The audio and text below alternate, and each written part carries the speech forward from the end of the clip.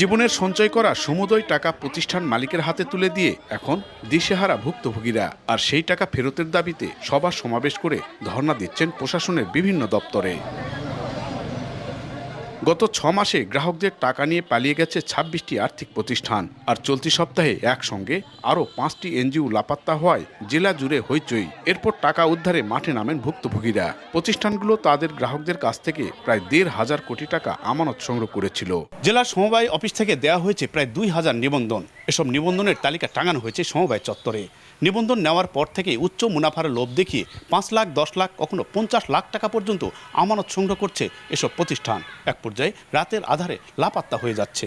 আমি মারা গেছে, এখন আমি কি করে খাবো? ভাবছি না তুমি এলা 2 পয়সা খাবো।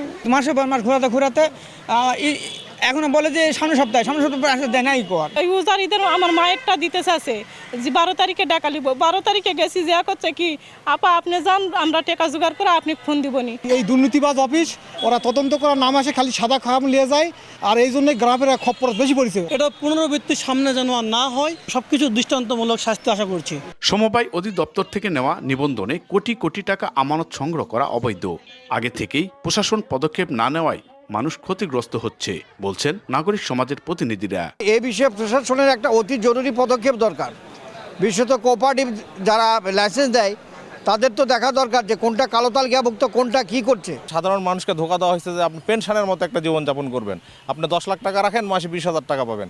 এই তাদেরকে চেক দিচ্ছে, কি কাগজ দিচ্ছে, এরা কোনো তদারকি করে না। আমি তো মনে করি জেলা প্রশাসক এই দায় এড়াতে পারেন না। পালিয়ে যাওয়া প্রতিষ্ঠান প্রধানদের বিরুদ্ধে থানা ও আদালতে একাধিক মামলা করেছেন ভুক্তভোগীরা। পুলিশ বলছে প্রতারকদের গ্রেপ্তারে চেষ্টা করছেন তারা।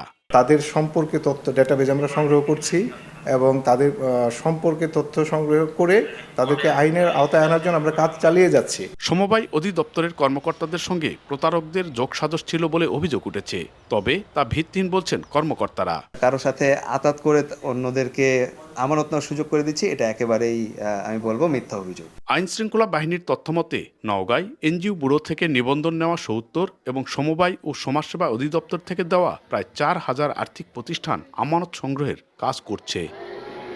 এমআর রকি, সময় সংবাদ, নওগাঁ।